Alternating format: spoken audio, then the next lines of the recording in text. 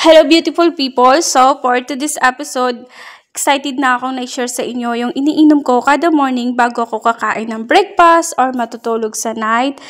Iinom muna ako ng Gluta Collagen DTX. So guys, alam ko na marami na rin nakakakilala ng brand na to or nakakabili or nakakainom ng juice na to, and para sa akin sobrang ganda niya, and ayun na nga yung lasa niya, as in talaga na sobrang sarap. So guys, bago nga pala ako kakain, iinom muna ako nito ng isang cup. Yan, tinitimpla ko na siya. Hinahalo ko nga pala yung malamig at saka hindi, para ano sila, balance. Ayan, halo-haloin lang natin.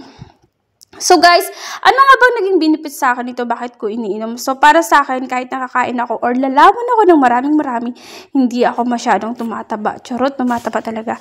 Pero healthy siya. Sobrang healthy. Pakiramdam ko sobrang healthy ko ngayon. Ayan. So, dito na nga tayo sa episode.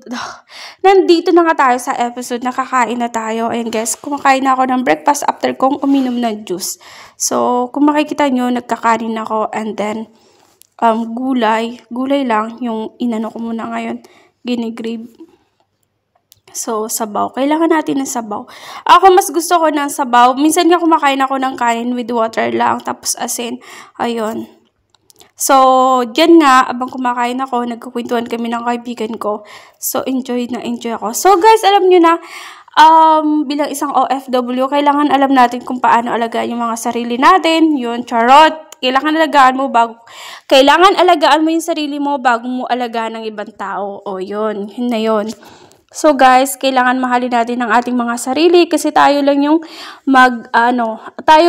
magkikare nito, wala nang iba. So, ako sa inyo, bago nyo i-care yung ibang tao, i-care nyo muna yung sarili nyo. So, yun lang guys, and thank you for watching guys, and please support, likes, comments, and share sa aking vlogs, and thank you nga pala sa mga bago nag-follow sa aking new profile.